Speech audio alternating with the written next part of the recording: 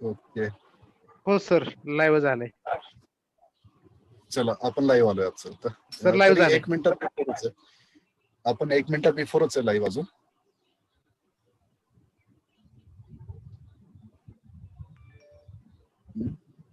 Wamanrao sir, माझा आवाज येत असेल तर एकदा बघा बरं नोटिफिकेशन मध्ये आलाय का?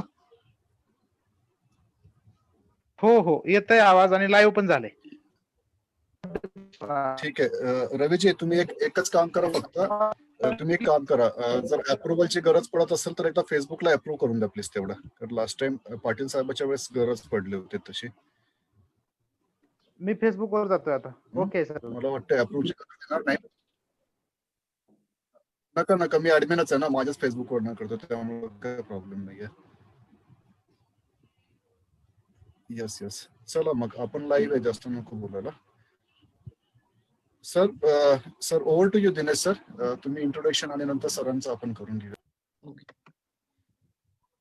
नमस्कार शेतकरी मित्रांनो, इंडियन डेअरी फार्मर असोसिएशनच्या आजच्या फेसबुक लाईव्ह मध्ये आपण आमंत्रित केलेलं आहे श्री अमित सचदेव यांना. श्री अमित सचदेव हे गेले 23 वर्ष झाले माझे मित्र आहेत. त्यांनी भारतातल्या सर्वात प्रसिद्ध ऍग्रिकल्चर युनिव्हर्सिटी मधून GB Pant university of agriculture and technology Pantnagar, जी उत्तराखंड मध्ये आहे, तिथून त्यांनी ऍग्रिकल्चर आणि ॲनिमल हजबंड्री या विषयामध्ये ग्रॅज्युएशन केलं. त्यानंतर त्यांनी युरोपमध्ये डेअरी आणि पोल्ट्री फार्मिंग बद्दल ट्रेनिंग घेतली. डेन्मार्क, नेदरलँड्स, बेल्जियम, जर्मनी या देशांमध्ये त्यांनी डेअरी आणि पोल्ट्री फार्म मध्ये काम केलं आणि मग 1990 साली त्यांनी भारतात परत येऊन काम करायचं ठरवलं. भारतात आल्यानंतर कुठेही नोकरी न करता त्यांनी कन्सल्टंट म्हणून काम करायचं ठरवलं, कारण त्यांचे वडील डॉक्टर AP सचदेव हे भारतातले खूप प्रसिद्ध कन्सल्टंट आहेत. मग त्यांनी वडिलांना मदत करायला सुरुवात केली आणि वडिलांना मदत करता करता स्वतः सुद्धा इंडिपेंडेंटली कन्सल्टंट झाले. त्यांनी पोल्ट्री प्रोसेसिंग, पोल्ट्री मार्केटिंग याच्यावरती खूप मोठं काम केलेलं आहे. म्हणजे बारामती ॲग्रो ही जी राजेंद्र पवार आणि रोहित दादा पवार यांची कंपनी आहे, त्या कंपनीला त्यांनी पोल्ट्री प्रोसेसिंग, पोल्ट्री मार्केटिंग मध्ये खूप मदत केली. आरामबाग हॅचरीज आहे कलकत्त्यामध्ये. आणि 1996 साली भारतामध्ये त्यांनी अमेरिकन सीमेन आणलं.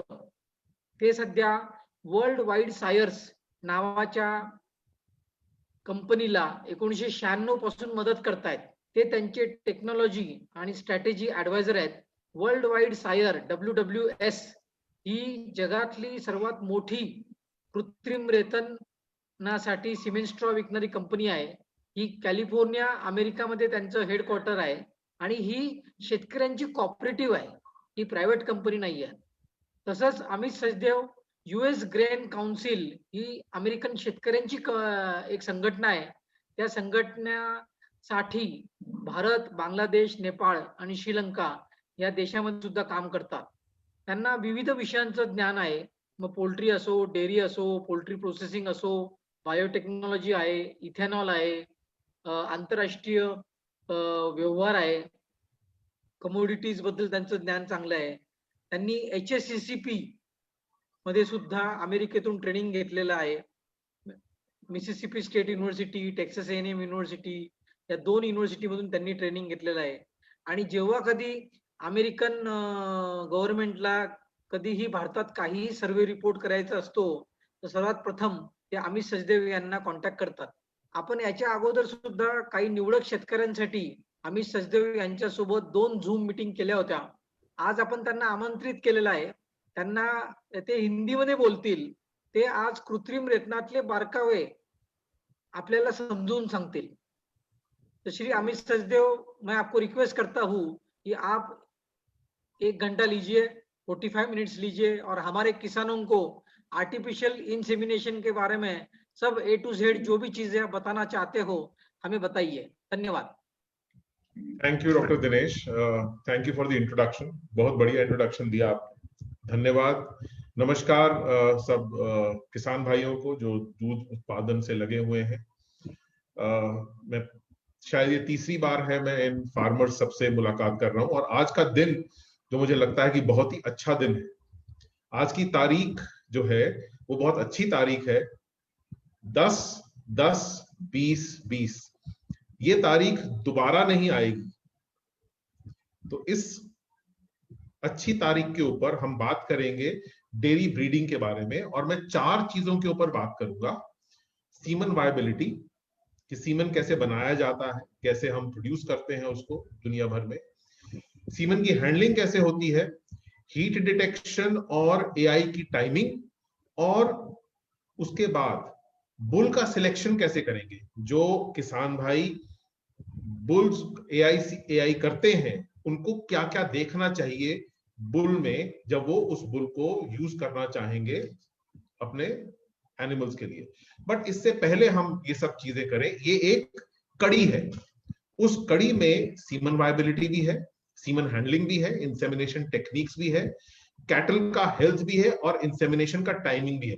ये कड़ी है, कहीं भी एक कड़ी अगर कमजोर होगी तो कंसेप्शन नहीं होगा। इसलिए इस कड़ी को मेंटेन करना बहुत जरूरी है। इसलिए हम बात करेंगे कि क्या क्या फैक्टर्स हैं जो कंसेप्शन रेट को इन्फ्लुएंस करते हैं। अब हमें असल में क्या चाहिए, हमें चाहिए अच्छा कंसेप्शन रेट नंबर 1, और दूसरा हमें चाहिए 1 साल में कम से कम 1 बच्चा एक गाय से। और उसके लिए ये सब चीजें जरूरी हैं। इसमें से कुछ चीजों के ऊपर हम आज बात करेंगे। अब ये जो एनिमल है, ये एनिमल स्ट्रेस में है, किसी वजह से भी हो सकता है, और अगर ऐसे एनिमल में आप एआई करना चाहेंगे तो कंसेप्शन नहीं होगा। दूसरी बात, हीट स्ट्रेस में, अगर ज्यादा गर्मी है तो भी एनिमल कंसीव नहीं करेगा या कंसेप्शन रेट कम होगा। नॉर्मल जो हीट स्ट्रेस है वो 20 डिग्री सेल्सियस से शुरू हो जाता है। अब हमारे देश में तो 20 डिग्री सेल्सियस टेम्परेचर बहुत कम जगह पर होता है, और दूध का प्रोडक्शन 26 डिग्री सेल्सियस से गिरना शुरू हो जाता है। तो हम तो एसी वगैरह नहीं लगा सकते, लेकिन कुछ तरीका अपना सकते हैं, जैसे गायों को ठंडा रखना। अब अगले कुछ महीने हमारे लिए बहुत अच्छे होंगे, सर्दी का मौसम होगा, टेम्परेचर डाउन होंगे, तो ये सब करने की जरूरत नहीं पड़ेगी। लेकिन दिमाग में रखना जरूरी है कि आगे चल करके जब गर्मी आएगी तो एनिमल्स को ठंडा रखना जरूरी होगा, उस एनवायरनमेंट को ठंडा रखना जरूरी होगा जहां पर हम एनिमल को रख रहे हैं, ताकि हम कंसेप्शन हमारा अच्छा रहे। एक और बात, मेस्टाइटिस। अगर मेस्टाइटिस है एनिमल में या क्लिनिकल मेस्टाइटिस भी है तो भी कंसेप्शन कम होगा। अगर आप ये देख रहे हैं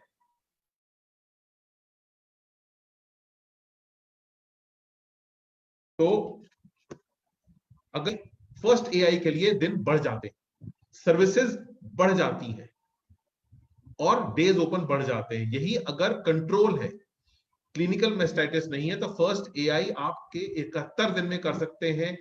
सर्विसेज पर कंसेप्शन कम हो जाती है, लगभग 1 सर्विस, और ओपन डेज भी कम हो जाते हैं। ओपन डेज कम होने का मतलब एनिमल जल्दी गाभिन हो जाएगा और आपके पास बच्चा जल्दी आ सकता है।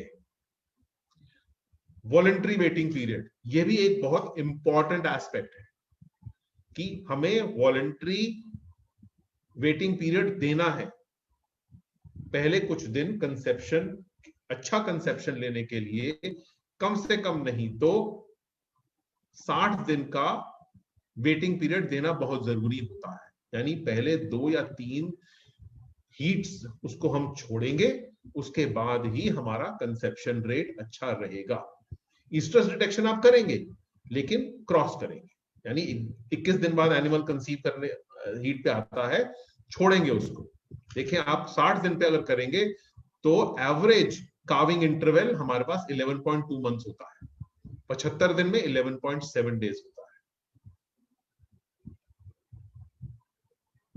अब हम बात करते हैं सीमन वायबिलिटी। सीमन प्रोडक्शन एक कला है जहां पर हम एनिमल्स को ठीक ठाक रखते हैं, कलेक्शन करते हैं और उसका रखरखाव करते हैं। यहां पर बुल्स इस तरीके से रखे जाते हैं, बिल्कुल साफ सुथरी जगह पर रखरखाव होता है। इस तरह से जो बुल ऊपर चढ़ता है उसका सीमन कलेक्शन होता है, उसको बारकोड किया जाता है, रिकॉर्ड देखे जाते हैं उसके, और उसका प्रोसेस करते हैं, उसको चेक करते हैं सीमन प्रोसेस करने के लिए, और उसके बाद उसको स्ट्रॉज में भरा जाता है। इस तरह से स्ट्रॉज में भरने के बाद उसको हम लिक्विड नाइट्रोजन में रखते हैं प्रोसेस करने के बाद, और उसके बाद फिर से उसको टेस्ट करते हैं कि उसकी वायबिलिटी क्या है, क्योंकि हमें देखना है कि पोस्ट थॉ मोटिलिटी क्या होगी, और 3 घंटे के बाद इंक्यूबेशन करने के बाद 37 डिग्री सेल्सियस यानी रूम टेम्परेचर के ऊपर कितने सीमन मोटाइल है, और उसका जो एक्रोसोमल मेम्ब्रेन है, ऊपर की मेम्ब्रेन जो है वो कितनी इंटैक्ट है। ये सब देखने के बाद ही सीमन आगे सिस्टम में जाता है, प्रोसेस होने के बाद पड़ा होगा, उसके बाद ही वो डिस्पैच में जाता है। और जब हम आप तक सीमन आता है तो आपको क्या देखना है, सबसे पहले कौन सी ब्रीड का है, नाम क्या है उसका सीमन का, बुल का, और नंबर क्या है, ये सब चेक करना आपके लिए जरूरी है। ये सब चेक करना आपके लिए जरूरी है, क्योंकि आपने अगर कुछ ऑर्डर किया है तो आपको वही चीज मिलनी चाहिए जो आपने ऑर्डर करी है। और उसके बाद अगर सीमन की क्वालिटी सही ऐसे रहनी चाहिए, प्रॉपर हैंडलिंग अगर होती है सीमन की, तो उसका सीमन क्वालिटी एक जैसी रहनी चाहिए। लेकिन कहीं पर भी अगर प्रोसेसिंग के बाद फील्ड यूज में अगर दिक्कत आएगी, इम्प्रॉपर हैंडलिंग होगी, तो सीमन की क्वालिटी डिटोरेट हो जाएगी। तो हम चाहते हैं कि ये क्वालिटी यहां तक सही टाइम रहे, सही तरीके से रहे, इसलिए उसका हैंडलिंग करना बहुत जरूरी है। अब हम हैंडलिंग की बात करते हैं, तो सीमन को जब आपके पास आ गया है तो उसको एक जगह पर रखना है जहां पर धूप ना आए, सूखी जगह हो, साफ सुथरी जगह, इस तरह के से कंटेनर में रखा हो, और जो भी आपने जहां पर जैसे यूज करना है आपने, वो जगह भी साफ सुथरी हो। तो आपके पास अगर पेपर टॉवल रखने हैं, एआई गन है, शीट्स है, थर्मामीटर है और थर्मस है, ये सब एक जगह पर पड़ा हो जो साफ सुथरी हो, इस तरीके से।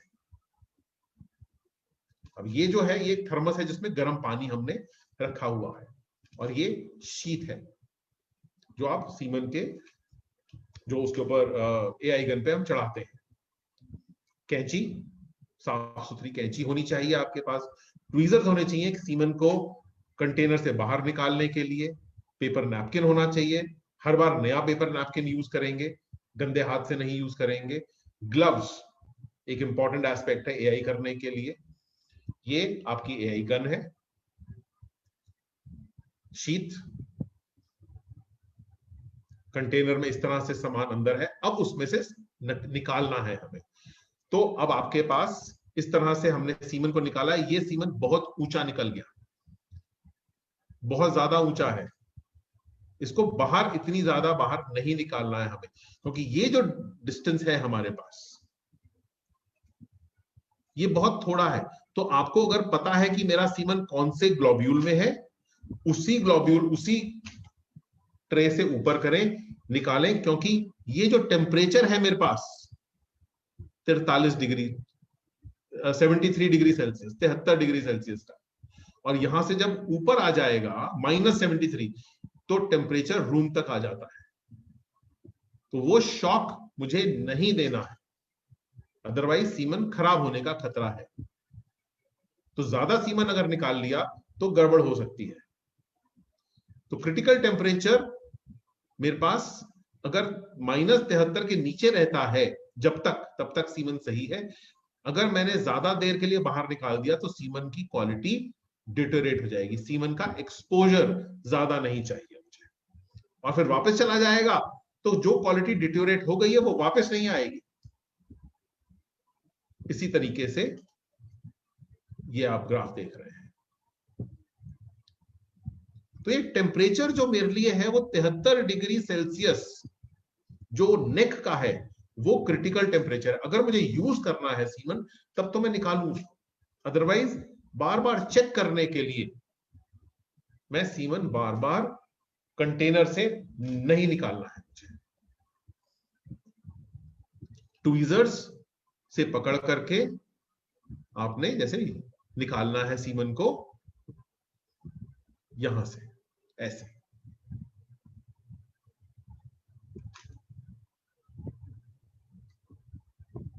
और अगर आपने उसको रीवॉर्मिंग और वार्म कर दिया, रीकूलिंग किया, तो पोस्ट थॉ मोटिलिटी धीरे धीरे कम हो जाएगी उसकी। उसके बाद इंपॉर्टेंट है कि आपको रिकॉर्ड रखना है। अगर आपके पास एआई कंटेनर है तो आपको रिकॉर्ड रखना है कि मैंने कब कब उसमें लिक्विड नाइट्रोजन डाला और कितना उसका लेवल था। टेम्परेचर चेक करने की जरूरत नहीं होती है, क्योंकि लिक्विड नाइट्रोजन का टेम्परेचर हमें पता है क्या होगा, बट उसको टॉप अप करना बहुत इंपॉर्टेंट है, क्योंकि सीमन की क्वालिटी तभी मेंटेन होगी जब लिक्विड नाइट्रोजन में वो सीमन रहेगा। इसलिए रिकॉर्ड रखना बहुत जरूरी है। एआई गन मेरे पास है, और जब हम सीमन को थॉ करेंगे तो उसको मुझे थॉ करना है 35 से 37 डिग्री सेल्सियस 45 सेकेंड के लिए। और मेरे लिए ये कप या थर्मस हो सकता है जिसमें मैं उसको थॉ करूं, जिसमें गर्म पानी डालूं। गर्म पानी को सिर्फ हाथ से नहीं देखना है, गर्म पानी देखने के लिए टेम्परेचर कितना है मुझे थर्मामीटर चाहिए। ये बहुत इंपॉर्टेंट है। अगेन, पानी ज्यादा गर्म हुआ, ज्यादा ठंडा हुआ तो सीमन को जब थॉ करेंगे पूरा थॉ नहीं हो पाएगा या बहुत ज्यादा गर्म हो जाएगा। मुझे चाहिए बॉडी टेम्परेचर 37 डिग्री सेल्सियस।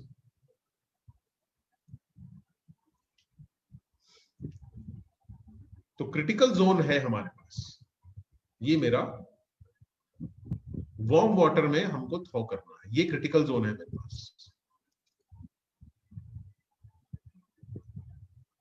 ये हम देख रहे हैं टेम्परेचर मेरे पास कितना है। और अगर ऐसा भी आपको ऑटोमेटेड सिस्टम भी मिलते हैं बाजार में आजकल, कि आप ऑटोमेटेड सिस्टम भी ले सकते हैं जिसमें टेम्परेचर मेंटेन रहेगा 37 डिग्री सेल्सियस।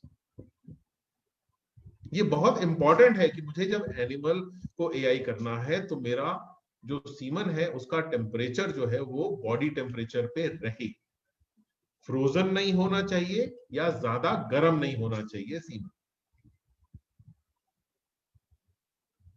और ये भी नहीं है कि ये टेम्परेचर, ये थर्मामीटर सही हो, इसलिए हमेशा उसको मैच करना चाहिए। कभी कभी 2 महीने में एक बार, 3 महीने में एक बार इसको चेक कर ले कि ये टेम्परेचर सही दिखा भी रहा है कि नहीं दिखा रहा मुझे।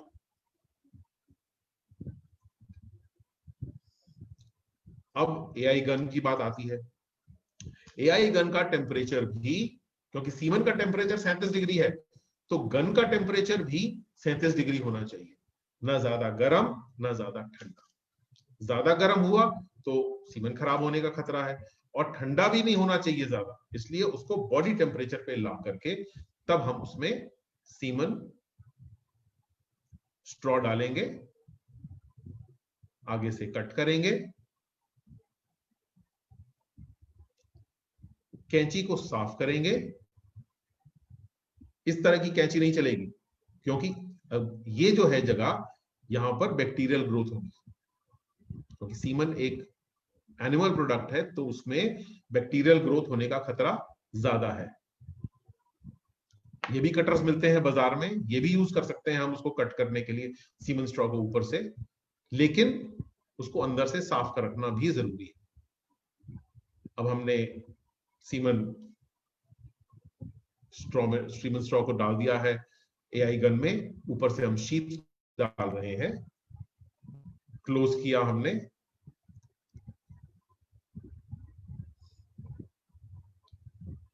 रेडी है हम एआई करने के लिए।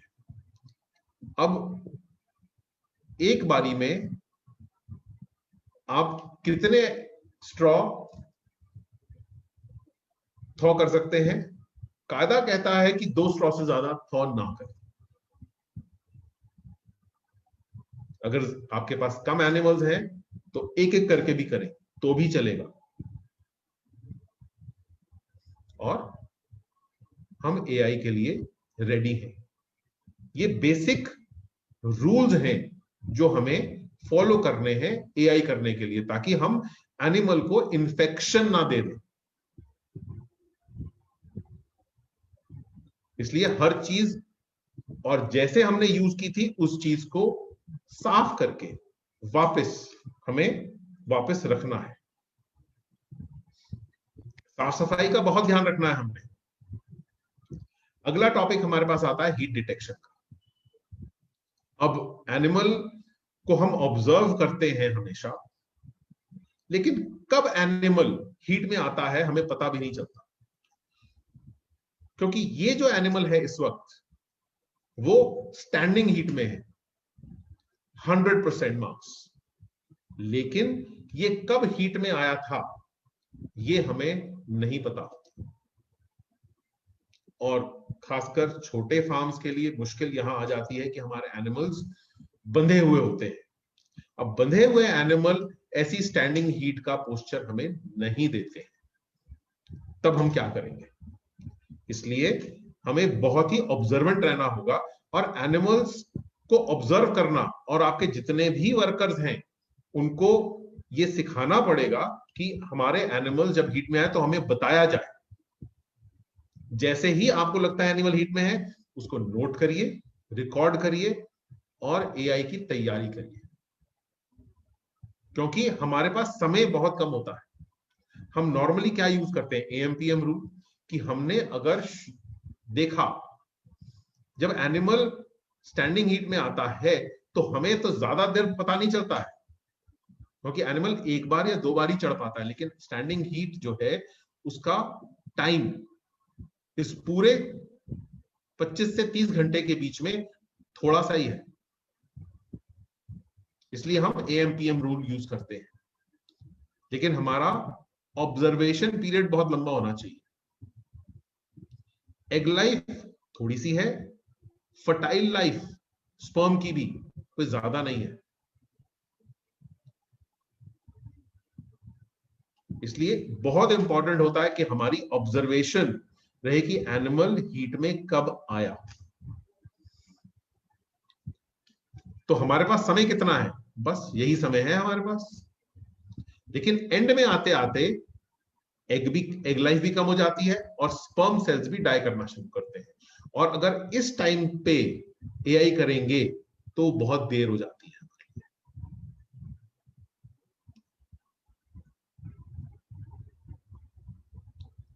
तो इसलिए हमें देखना है कि अब देखिए उस साइड जो एग जो है वो 10 घंटे तक रहता है, तो हमें क्या चाहिए?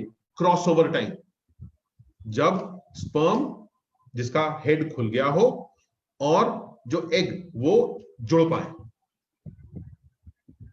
राइट? तो क्रॉसओवर टाइम जो चाहिए वो हमें यहां चाहिए, बस।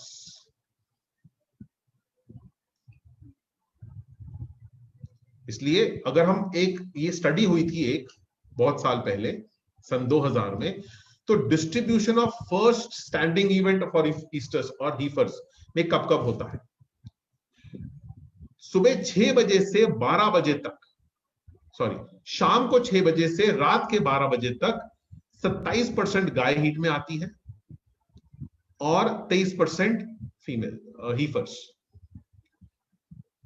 रात को 12 बजे से सुबह 6 बजे तक करीब 24.5% गाय फर्स्ट स्टैंडिंग इवेंट दिखाती हैं, हीफर्स 22%। इसी तरीके से दोपहर को 1 बजे से 12 बजे से शाम को 6 बजे तक करीब 20% गाय, 28% हीफर, और सुबह 6 बजे से दोपहर को 12 बजे तक 28% गाय और 26% हीफर। अब ये डाटा अगर आपके पास है तो आप ऑब्जर्व कर सकते हो उस दौरान कि मेरे एनिमल्स कब हीट में आएंगे। और दूसरी बात, अगर हम एआई के लिए बहुत ज्यादा वेट करते हैं तो हमारा कंसेप्शन रेट गिरता जाता है। ये भी स्टडी है कि अगर हम 16 से 20 घंटे वेट करते हैं एआई के लिए तो हमारा कंसेप्शन रेट जो है फर्स्ट माउंट के बाद अगर हम देख करके करते हैं कि मैंने स्टैंडिंग हीट देखी और उसके 16 से 20 घंटे बाद किया तो मेरा कंजप्शन रेट आ जाता है 28%। अगर फर्स्ट माउंट देखने के 4 से 8 घंटे बाद हमने एआई करी है तो हमारा कंजप्शन रेट आ जाता है करीब 51%। या 8 से 12 घंटे के बीच में भी करी है तो फर्स्ट ऑब्जर्वेशन अगर मैंने यहां करी है तो इसके इतनी देर बाद। तो ये देखना बहुत जरूरी है कि फर्स्ट माउंट किया उसके 4 घंटे बाद से आप तैयार हो जाए, 4 से 8 घंटे के बीच में एआई करनी है। अगर तब आपने सोचा कि ये मैंने अभी देखा है तो इसके 12 घंटे बाद होगी तो कंसेप्शन रेट गिर जाएगा 46.2%, 4% की कमी आ जाएगी इसमें। तो ये देखना बहुत जरूरी है। ऐसी बहुत सारे रिजल्ट्स हैं हमारे पास, बहुत सारी स्टडीज हुई हैं जिसमें कन्वेंशनल और एआई सेक्स सीमन का आइडियल टाइम क्या होना चाहिए। तो वो कहते हैं एआई अगर 4 से 12 घंटे में हो वो ही सही समय है आपके लिए। और ये भी एक सेक्स सॉलिड सीमन जो आप सेक्स सीमन यूज कर रहे हैं उसका आइडियल टाइम क्या है। कन्वेंशनल सीमन के लिए ये समय है मेरे पास ईस्ट्रस का ऑनसेट से 5 से 15-16 घंटे के बीच में, बट सेक्स सीमन के लिए थोड़ा सा बढ़ा दिया। क्यों? क्योंकि नंबर ऑफ सेल्स मेरे पास कम है, प्रोबेबिलिटी ऑफ प्रेगनेंसी यहां बढ़ जा रही है।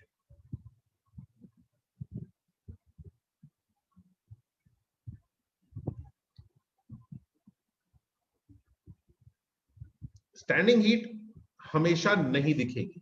आई थिंक ये भी बहुत इंपॉर्टेंट समझना है क्योंकि हमारे एनिमल्स बंधे हुए होते हैं तो स्टैंडिंग हीट हम नहीं देख पाते हैं। इसलिए रिकॉर्ड रखना बहुत जरूरी है कि पिछली बार मेरा एनिमल कब हीट में आया था, या अगर हीफर है तो मुझे ऑब्जर्व करना बहुत जरूरी है कि एनिमल्स कब हीट में आए थे और नेक्स्ट ओव्यूलेशन कब हो सकता है 21 दिन में। इसलिए ऐसा चार्ट बनाए, हीट डिटेक्शन टूल कहेंगे हम इसको। मंडे को ये गाय मेरी हीट में आई, अब 21 दिन बाद इसको मुझे ऑब्जर्व करना है, गाय नंबर 21 को। तो मैं यहां पर लिखूंगा कि मुझे इसको वॉच करना है। इसी तरीके से मैंने इस गाय को 16 नंबर गाय को वेडनेसडे को ब्रीड किया था, एआई की थी। तो अगले 21 दिन में मुझे इसको वॉच करना है हीट के लिए। 21 दिन बाद हीट में आएगी और हो सकता है इस एनिमल में चाहे यहां पर ब्लड आ गया है, क्या हुआ हमें पता नहीं है क्योंकि ये बायोलॉजिकल सिस्टम है। और गाय नंबर 32 में अगर ब्लड आया था फ्राइडे को तो इसके 21 दिन बाद मुझे इसको दोबारा से हीट के लिए वॉच करना है। तो कहीं ना कहीं कुछ ना कुछ तो हुआ है ना इस एनिमल को। तो ये सारा 1 महीने के शेड्यूल में मुझे लिखना जरूरी है। कैलेंडर बनाना बहुत इंपॉर्टेंट है इस काम के लिए, क्योंकि एक भी हीट छूट गई, ये हीट छूट गई तो अगली बार ये हीट आपको 21 दिन बाद मिलेगी। तो 21 दिन का मुझे नुकसान होगा, 21 दिन का दूध जाएगा क्योंकि ड्राई पीरियड मेरा उतना ही दिन बढ़ जाएगा। अब ऑब्जर्व करना है, जैसे ये तो स्टैंडिंग हीट में है, और अगर आपको नहीं दिखती है तो सेकेंडरी साइंस क्या हो सकते हैं, क्योंकि कॉम्बिनेशन करके भी हम देख सकते हैं, सोच सकते हैं कि मेरा एनिमल को मैं एआई करूं कि ना करूं। इसलिए हमने एक स्कोरिंग सिस्टम बनवाया, बहुत पुराना स्कोरिंग सिस्टम है ये, 1996 में हुआ था कि अगर, और हर एक को आप नंबर दे सकते हैं। स्टैंडिंग हीट के लिए 100 नंबर है, यही तो करनी है मुझे। लेकिन अगर सिर्फ म्यूकस डिस्चार्ज दिख रहा है तो 3 नंबर है, अगर एनिमल्स एक दूसरे को रंभा रहे हैं तो 3 नंबर है, अगर रेस्टलेस है तो 5 नंबर है, अगर वेजाइना को स्निफ कर रहे हैं तो 10 नंबर है, चिन की रेस्टिंग कर रहे हैं तो 15 नंबर। इसी तरीके से हर एक के मैंने नंबर दे दिए। अब नंबर बढ़ते जाएंगे अगर, तो उस हिसाब से ये डिसीजन आपका होगा कि आप एआई के लिए तैयार हैं उस एनिमल की, क्योंकि स्टैंडिंग हीट तो मुझे नहीं दिखी थी, फिर मैं क्या करूं। इसलिए एनिमल दूसरे के ऊपर चिन रेस्ट कर रहा है, तो नंबर देने हैं मुझे, 15 नंबर मिलेंगे, ठीक है ना। अगर ऐसे स्निफ कर रहा है तो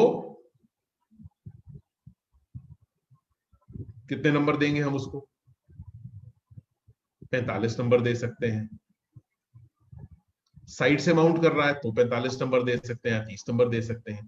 तो ये आपके ऊपर है कि आपने ऑब्जर्व किया है, उसको नंबर दिए हैं, और आगे चल करके उस एनिमल को आपने एआई करना है। डिस्चार्ज हो रहा है, एआई शुरू करी है हमने इस तरीके से। और ये भी ऑब्जर्वेशन पॉइंट्स हैं, ये है कि अब माउंट किया था लेकिन माउंट तो मुझे देखा नहीं मैंने, लेकिन यहां पर हर्ट है एनिमल, राइट। तो किसी ना किसी ने माउंट किया है लेकिन मैंने ऑब्जर्व नहीं किया, लेकिन माउंटिंग हो चुकी है, यानी एक एनिमल इसके ऊपर माउंट किया, तो ये भी एनिमल हीट में हो सकता है इस तरीके से। तो हर एनिमल को ऑब्जर्व करना बहुत इंपॉर्टेंट है। ये मडी फ्लैंक्स है, एनिमल चढ़ा था,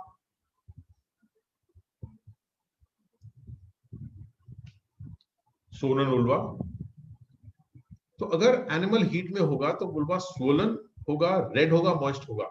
अगर पेल और ड्राई है तो हीट निकल चुकी है, फॉल साइन भी हो सकते हैं।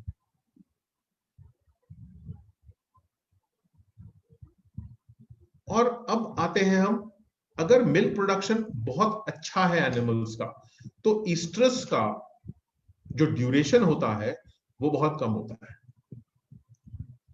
ये देखिए, अगर मेरे एनिमल्स ज्यादा दूध प्रोड्यूस कर रहे हैं तो ईस्ट्रस का जो ड्यूरेशन है घंटों में, वो 4.8 आवर्स है सिर्फ। और भी ज्यादा प्रोडक्शन है तो और भी कम है, 2.8 आवर्स। तो ऑब्जर्व करके एनिमल को एआई करना बहुत बहुत इंपॉर्टेंट है, क्योंकि जैसे आप देख रहे हैं यहां पर एनिमल्स का प्रोडक्शन कम है, तो ड्यूरेशन ऑफ ईस्ट्रस जो है, हीट का पीरियड जो है वो ज्यादा है, करीब 15 घंटे। जैसे जैसे प्रोडक्शन बढ़ता जाएगा ईस्ट्रस का टाइम कम होता जाएगा। इसलिए ऑब्जर्वेशन बहुत इंपॉर्टेंट है। तो कब आप करेंगे? Probability of oestrus detection milk production के ऊपर हाई प्रोड्यूसर्स के लिए 6 घंटे।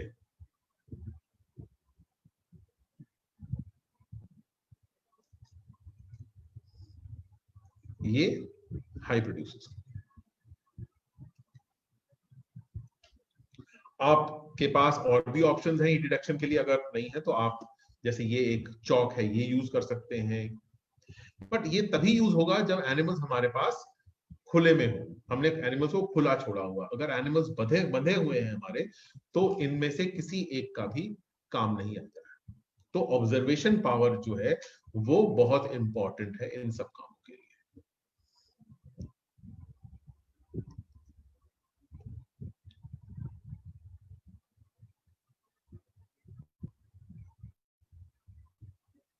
और सिर्फ डिस्चार्ज अगर है और कोई और साइन अवेलेबल नहीं है आपके पास, तो वो एक अनरिलायबल सोर्स है हमारे लिए, ये कहने के लिए कि एनिमल हीट में है।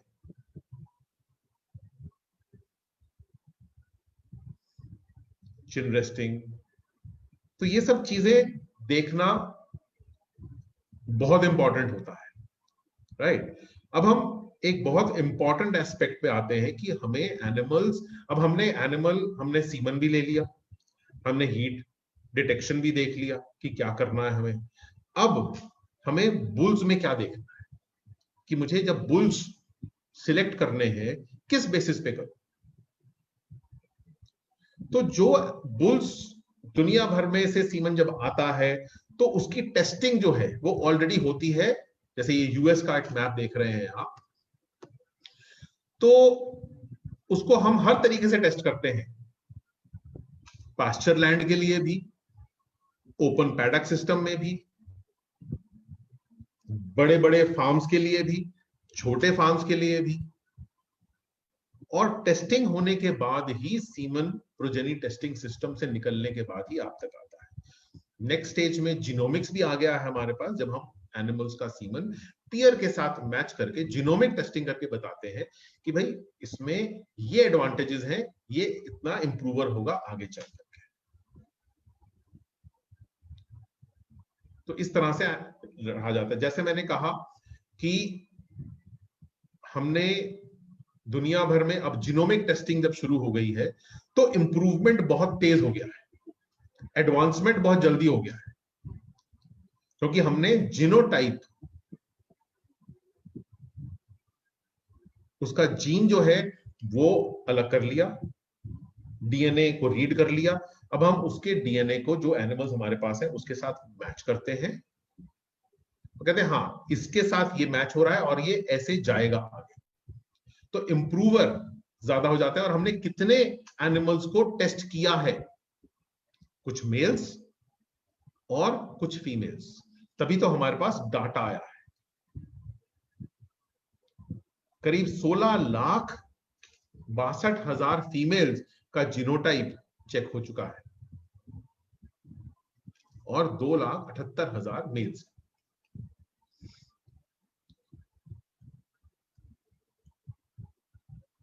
सब कुछ जो भी है एनिमल का वो डीएनए में है। अब आप जब सीमन यूज करते हैं तो आप देखते हैं मुझे पेडिग्री भी चाहिए, तो दो तरीके से आगे आता है उसका मेरिट, परफॉर्मेंस से, और उसकी परफॉर्मेंस होता है और उसकी प्रोजेनी में कहां तक क्या जाएगा। ये हम जीनोमिक से भी देखते हैं और प्रोजेनी टेस्टिंग से भी देखते हैं, दोनों चीजें हैं हमारे पास। लेकिन प्रोजेनी टेस्टिंग में लगता है समय। अब पहले जब हमारे पास, जैसे ये बुल था एक प्लैनेट जो मार्च 2003 में बॉर्न हुआ था, इसका जो बेटा था वो बॉर्न हुआ 2009 में, लेकिन हमें कितना समय लगा, करीब 5.5 साल उसका डाटा निकालने में। लेकिन इसके बेटे से नेक्स्ट स्टेप आने के लिए हमें करीब 2.25 साल लगे, क्योंकि हमने जीनोमिक टेस्टिंग कर ली थी। उसके बाद इसका बेटा आया मैककचन 2010 में, सीमन तैयार मार्केट में। इस तरीके से जीनोमिक प्रोग्रेस जो है, जेनेटिक प्रोग्रेस जो है, वो बहुत जल्दी जल्दी हो रही है, क्योंकि हमारे पास ऐसे टूल्स हैं, जीनोमिक टेस्टिंग टूल्स हैं हमारे पास, जो हम यूज कर रहे हैं दुनिया भर में। तो ये एक, और उससे होता क्या है कि प्रोग्रेसिवली हमने देखा है कि अगर हम इस तरह से प्रोग्रेस करते हैं तो अल्टीमेटली एवरेज गेन देखना है मुझे। तो 2011 से लेकर 2016 में हमारा एवरेज गेन जो था, नेट मेरिट डॉलर्स फार्मर के लिए करीब $80 था। अब आज के हिसाब से $80 को मैं अगर 80 से ही मल्टीप्लाई कर दूं तो 6400 रुपए बनते हैं, जो कि 2005 से 2010 में करीब $47 था, और उससे पहले करीब $18 था। तो यानी आप जेनेटिक एडवांसमेंट हर 5 साल में देखेंगे तो जेनेटिक एडवांसमेंट ऑलमोस्ट डबल हो गई है, क्योंकि हमने जो टेस्टिंग किया है, हमने जेनेटिकली एनिमल्स को इंप्रूव किया है, सिलेक्शन उस बेसिस पे किया है, ताकि एडवांसमेंट फार्मर्स तक पहुंच सके। और इस तरीके से अगर यूएस में 10 मिलियन गाय हैं हमारे पास, बुल मदर्स करीब 550 हैं, तो ओवरऑल अगर देखते हैं हम कि प्रूवन, हाईली प्रूवन सायर्स मेरे पास कितने आते हैं पूरे सिलेक्शन प्रोसेस में से, 2। यानी हम इतना टाइट सिलेक्शन प्रोसेस करते हैं कि सैंपलिंग तो हम करते हैं 330 की, प्रूवन लाइनअप में इसमें से आते हैं 25, और हाईली प्रूवन जाते हैं कुल 2। बुल मदर्स मेरे पास हैं 550, जिसमें से काव्स जो मैं सिस्टम में लाता हूं वो है 380। इतना टाइट सिलेक्शन प्रोसेस है कि बेस्ट ऑफ द बेस्ट ही प्रूवन सायर सिस्टम में जाता है। और आज की तारीख में सायर कंसेप्शन रेट जो है वो सबसे बड़ा इंडिकेटर है। SCR, अगर एक नंबर SCR बढ़ता है तो कंसेप्शन रेट एवरेज में 1% बढ़ जाता है। बहुत इंपॉर्टेंट टूल है ये SCR, sire conception rate, fertility का एक माने है ये। अब हम आते हैं कि बुल्स में मुझे देखना क्या है। जब मैं सिलेक्शन करता हूं, आप सिलेक्शन करते हैं, आप कहते हैं भाई मुझे प्रोजेनी, मुझे पेडिग्री शीट दे दीजिए और बुल शीट भेज दीजिए। तो जब हम बुल शीट देखते हैं तो बुल शीट में मैं देखता हूं यहां पर मेरे पास है डॉटर एवरेज। अगर ये प्रोजेनी टेस्टेड बुल है तो यहां पर होगा डॉटर्स एवरेज। अब इस डॉटर, इसकी ऑल स्टार जो बुल है फॉर एग्जांपल, इसकी डॉटर एवरेज है करीब 12,350 के आसपास, और इसका फैट परसेंटेज है 3.7% और इसका प्रोटीन है करीब 3.1%। यहां पर आप देखते हैं इसकी पेडिग्री, ये पेडिग्री आ रही है इसकी, ये इसका बुल नंबर है और ये नीचे रजिस्ट्रेशन नंबर है इसका। नेक्स्ट स्टेप हमें देखना है कि ये लीनियर स्कोर क्या है इसका। ये लीनियर स्कोर में ये एनिमल इंप्रूवर है, हर एक चीज के लिए इंप्रूवर है। टीपीआई में अच्छा है, बट टीपीआई हम अपने देश के लिए नॉर्मली इंडिया में हम यूज नहीं कर पाते हैं क्योंकि हमारे पास कोई रिकॉर्ड्स नहीं। लेकिन कुछ चीजों में हम इंपॉर्टेंस देते हैं, जैसे कि मैंने कहा SCR को। दूसरा हम इंपॉर्टेंस देते हैं UDC को, अडर कन्फर्मेशन।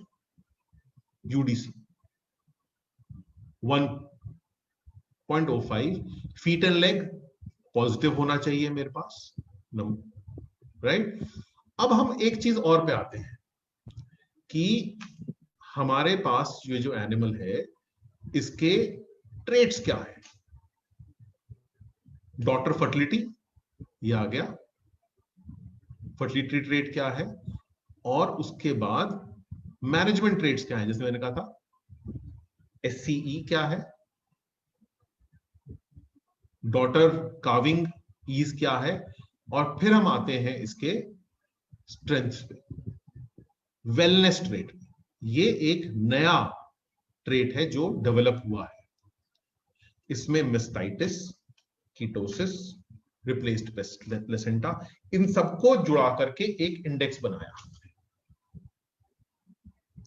अब एक मेजर प्रॉब्लम जो हमने शुरू में बात की थी, मेस्टाइटिस।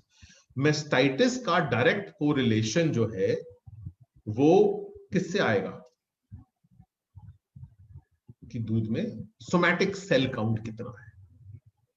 सोमैटिक सेल काउंट जो है इस एनिमल का SCS स्कोर वो कम है, 3 से कम होना चाहिए, और मेस्टाइटिस कंट्रोल इसका यहां पर कम है। ये ज़ोइटिस का है 108, इसका है 108 प्लस, यानी एवरेज से 8% कम। SCS ये रहा, SCS स्कोर 2.5। तो आपको ये सब चीजें देखनी है जब आप बुल्स का सिलेक्शन करेंगे।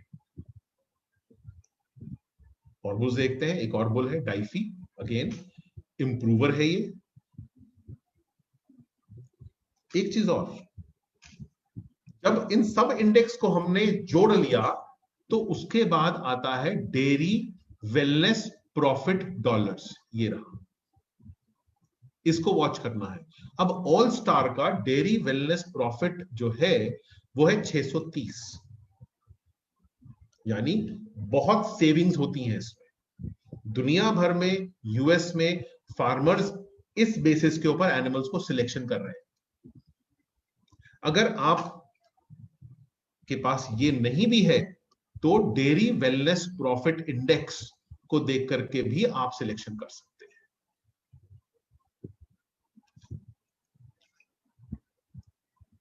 अब जैसे डाइफी है, इसका डेयरी वेलनेस प्रॉफिट इंडेक्स जो है वो 173 है। सोमैटिक सेल स्कोर करीब 3 के आसपास है। ये एनिमल भी इंप्रूवर है। अडर कॉम्पोजिट पॉजिटिव है, फीटल लेग कॉम्पोजिट भी पॉजिटिव है। डॉटर एवरेज 13,000 प्लस है। Fat 3.8, protein 3.1। कहां से पेडिग्री आ रही है? मुगल की पेडिग्री है इसकी, जो बहुत अच्छा बुल था हमारे पास दुनिया में। तो आप जो देखेंगे, मुगल, daughter average, dairy wellness profit index, somatic cell score, improver है हमारे पास। तो ये सब चीजें मिल करके एनिमल सिलेक्शन को, बीजियो एक और बुल है, अगेन इसका डेयरी वेलनेस प्रॉफिट इंडेक्स 285 के आसपास है।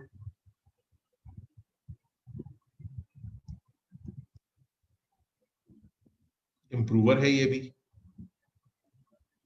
इसकी डॉटर एवरेज करीब 12,730।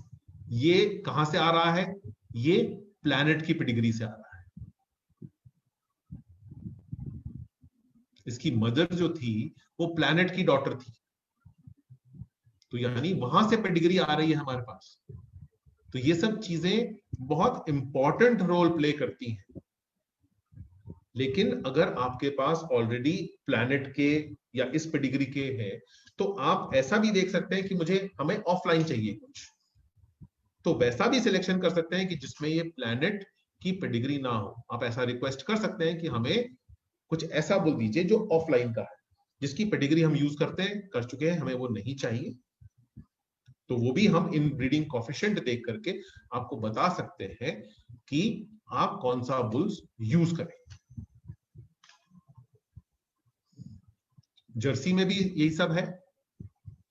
अब इस फॉर एग्जांपल डैंडी एक बुल है जिसका डॉटर्स एवरेज करीब 10,721 है, जिसका फैट परसेंटेज 4.6 और प्रोटीन 3.4% है।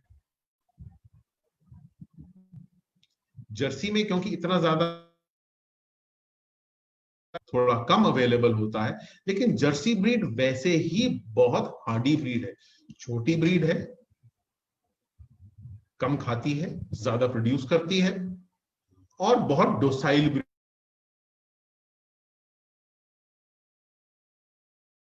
वो लोग होल्स्टीन फर्स्ट काफ जर्सी का लेना चाहते हैं, तो आप एचएफ में जर्सी का सीमन फर्स्ट काविंग के लिए लगा सकते हैं। तो यानी जो पहला काफ आएगा आपके पास वो एचएफ जर्सी क्रॉस आएगा, कोई प्रॉब्लम नहीं है उसमें। वो कुछ गुण एचएफ के और कुछ गुण जर्सी के लेकर के आएगा।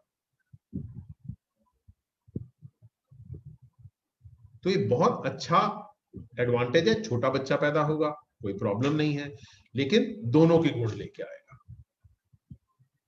डोसाइल ब्रीड होती है जर्सी, तो कुछ फार्मर्स जो जर्सी रखते हैं वो जर्सी पे कंटिन्यू करें, और कुछ जो ऐसे ट्रांसफर भी करना चाहते हैं उसकी भी पॉसिबिलिटी हो सकती है हमारे लिए। समरी में आते हैं अब हम। हीट डिटेक्शन जो है वो बहुत इंपॉर्टेंट है, और इसके लिए आपके लोग जो भी आपके फार्म पे काम करते हैं या होते हैं, उनको ट्रेन करना बहुत जरूरी है कि एनिमल्स को ऑब्जर्व करें। दूसरा, रिकॉर्ड कीपिंग बहुत इंपॉर्टेंट टूल है, जो हमें हेल्प करता है कि आइडेंटिफाई करने के लिए कि एनिमल हीट में है। रिकॉर्ड नहीं रखेंगे तो अगर 100 एनिमल हैं, हर एक का रिकॉर्ड दिमाग में नहीं रख सकते हैं, इसलिए रिकॉर्ड रखना बहुत बहुत जरूरी है। तो दो चीजें, ऑब्जर्वेशन और रिकॉर्ड कीपिंग। उसके बाद आते हैं सीमन हैंडलिंग के ऊपर, कि यानी जब आप सीमन जहां भी रखा है वो एक शेल्टर्ड एरिया होना चाहिए, साफ सुथरा जगह होना चाहिए। स्ट्रॉज को आपने थॉ करना है 35 डिग्री से 37 डिग्री तक 45 सेकंड के लिए। अनयूज्ड स्ट्रॉ जो है आपके, उनको फ्रॉस्ट लाइन के नीचे रखेंगे आप, और हर चीज को जो भी थॉ कर लिया आपने स्ट्रॉज, उसको आप थर्मल और हाइजीनिक प्रोटेक्शन देंगे। यानी अब एनिमल अगर सीमन थॉ हो चुका है तो वापस उसको टैंक में डालने की कोशिश ना करें, या उसको धूप में रखने की कोशिश ना करें, जेब में रखने की कोशिश ना करें, सीमन खराब हो जाएगा। और नॉर्मली हम कहते हैं कि मैक्सिमम 15 मिनट तक आप थॉ बाथ में रख सकते हैं। कोशिश करें कि ये टाइम कम से कम, जितनी जल्दी हो सके थॉ करने के बाद काऊ में, हीफर में सीमन को लगा दें। तीसरी, बुल सिलेक्शन के लिए, एआई करने के लिए आपको प्लान करना है कि आप क्या चाहते हैं एनिमल से।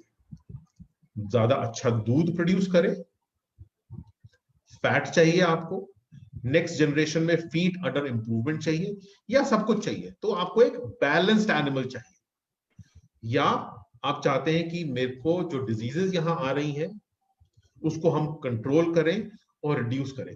इसके लिए आपको बुल पेज पढ़ना आना चाहिए, या ऑब्जर्वेशन करना बहुत जरूरी है। कुछ मेजर टॉपिक जो मैंने आपसे अभी यहां डिस्कस किए, उसका बेसिस लेकर के आप आगे चल सकते हैं। धन्यवाद।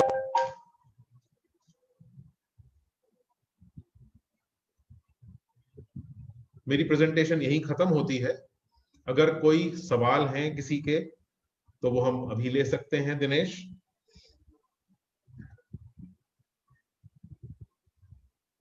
जी sir, thank you very much sir आपके आज की प्रेजेंटेशन के लिए।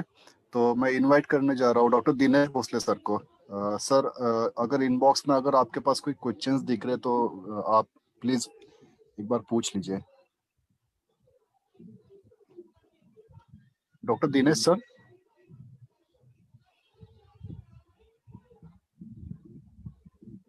हाँ, मैं फेसबुक ओपन करके देख रहा हूँ। एक मिनट।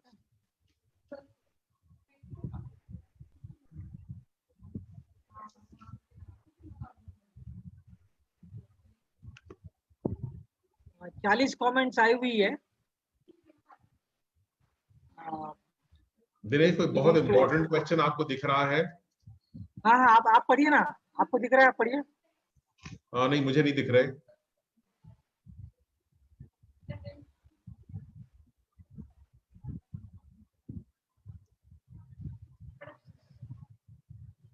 आप प्रेजेंटेशन बंद कर दीजिए, ओके, स्क्रीन शेयरिंग बंद कर दीजिए। ठीक है।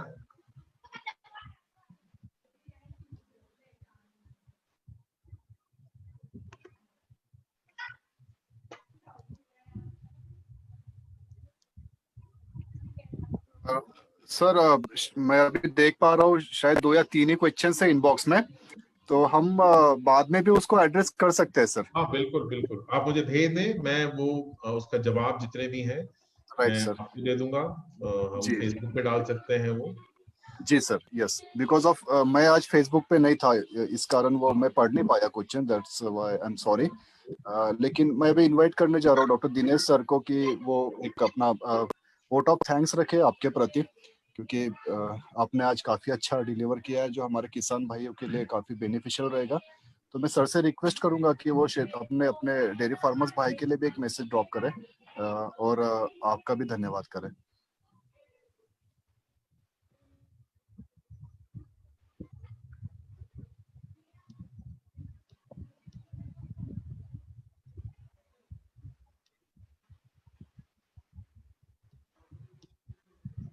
हेलो। हाँ दिनेश। हाँ, पुणे में बहुत जोरों से बारिश हो रही है। अच्छा, ठीक है। तो मेरे बैकग्राउंड में आपको बारिश की आवाज आ रही होगी, तो आप अगर फेसबुक कमेंट पे देखेंगे तो वहाँ बहुत सारे क्वेश्चंस आए हुए हैं। तो जैसे भी जैसे सतीश भोसले पूछ रहे हैं रिपीट ब्रीडिंग के लिए ट्रीटमेंट बताइए। बेसिकली देखिए, क्या है ट्रीटमेंट कि तो वेटनेरियन बता पाएंगे। रिपीट ब्रीडिंग का रीजंस बहुत सारे हो सकते हैं, तो ऐसे ट्रीटमेंट बताना फेसबुक पे बहुत मुश्किल है, क्योंकि हमें ये नहीं पता कि एनिमल रिपीट क्यों कर रहा है बार बार। बिल्कुल बिल्कुल। दूसरा क्वेश्चन है टेम्परेचर ऑफ द एनवायरनमेंट का क्या रोल होता है? बहुत बड़ा रोल होता है दिनेश, बहुत अच्छा सवाल है। देखिए, टेम्परेचर अगर बहुत ज्यादा होगा तो एनिमल फीड नहीं खाएगा, न्यूट्रिशन पूरा नहीं होगा, तो ना दूध पूरा देगा और अपना मेटाबॉलिज्म और बाकी बॉडीली फंक्शंस स्लो हो जाएंगे उसके। इसलिए एनवायरनमेंट का टेम्परेचर नीचे रखना, जैसा मेरा एक स्लाइड में था कि हमारा नॉर्मल टेम्परेचर क्या होना चाहिए, अगर 26 डिग्री से ऊपर हो जाता है तो एनिमल हांफना शुरू कर देता है, खासकर एचएफ की बात करते हैं। लेकिन जर्सी में ऐसा नहीं है, जर्सी फिर भी हायर टेम्परेचर्स पे रह पाती है। इसलिए एनवायरनमेंट में जैसे जैसे गर्मी बढ़े, एनिमल को उस एनवायरनमेंट को ठंडा रखना बहुत जरूरी है। सिर्फ एनिमल को पेड़ के नीचे बांधने से काम नहीं होगा। अगर हमें लगता है कि एनिमल को गीला करना है, मुझे गीला करें। अगर उसके ऊपर साथ में पंखा चलाना है तो पंखा चलाएं उस एरिया में, क्योंकि वो एनवायरनमेंट जैसे जैसे टेम्परेचर नीचे होगा एनिमल फीड लेगा। और अगर आपको लगता है कि दोपहर में एनिमल फीड नहीं खाता है तो फीड ना दें, एनिमल को फीड दें ठंडे समय में, सुबह जल्दी और शाम को थोड़ा लेट। लेकिन पानी एनिमल के सामने 24 घंटे रखें। प्रवीण शिंदे का बहुत अच्छा क्वेश्चन आया हुआ है। वो पूछ रहे हैं कि गाय का परसेंटेज कैसे डिसाइड करें जब बुल सिलेक्ट करना है तो? गाय का परसेंटेज, उनके पास जो गाय खड़ी है वो कितने परसेंट की है? जब तक डीएनए टेस्ट नहीं होगा पीयर के साथ, तब तक ये बताना बहुत मुश्किल है। लेकिन देखिए, जैसे जैसे ब्लड इंप्रूवमेंट होता जाएगा, पेडिग्री एचएफ में बढ़ती जाएगी, उसका कोई प्रॉब्लम नहीं है उसमें, क्योंकि जो सीमन इंपोर्ट हो रहा है वो तो 100% का हो रहा है। जो एनिमल्स हमारे पास हैं वो क्रॉस ब्रेड एनिमल्स हैं। अब पंजाब से अगर लेने जाएंगे, क्योंकि वहां 20 साल से एआई होती जा रही है इंपोर्टेड सीमन से, तो वहां तो हम नियर प्योर पे आ गए हैं और कोई प्रॉब्लम नहीं है। वहां पर एनिमल का प्रोडक्शन बढ़ा ही है।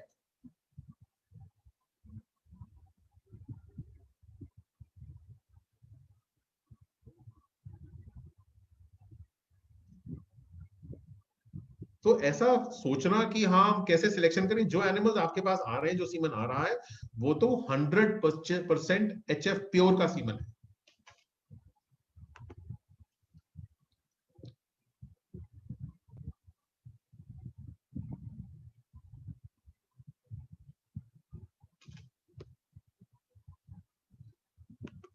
जी दिनेश, और कोई क्वेश्चन है इसमें?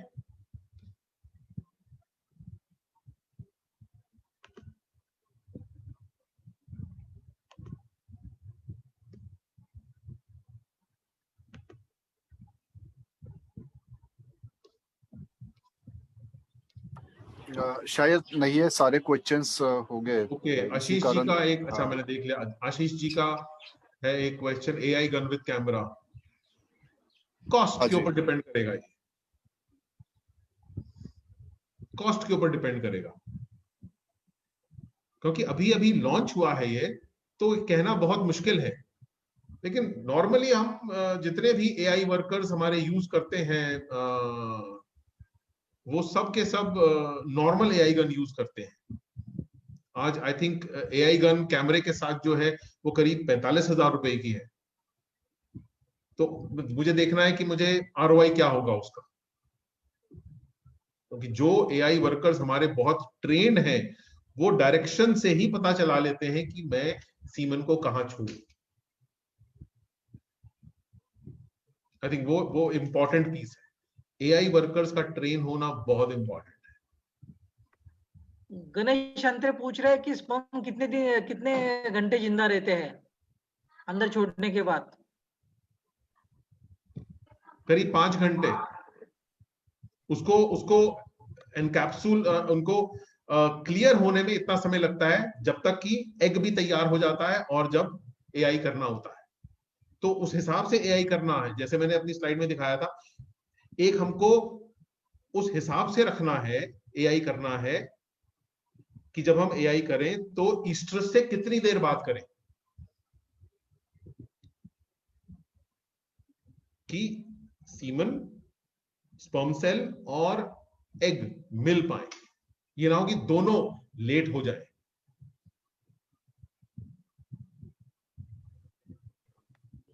Thank you, Amit. I think we covered all questions. Thank you, Nitin. आज का प्रोग्राम ऑर्गेनाइज करने के लिए, और इंडियन डेयरी फार्मर एसोसिएशन को मैं थैंक यू कहना चाहता हूँ, सारे फार्मर्स को थैंक यू कहना चाहता हूँ। और अमित सचदेव को आप कभी भी क्वेश्चन भेज सकते हैं, आपको उनका जवाब जरूर मिलेगा।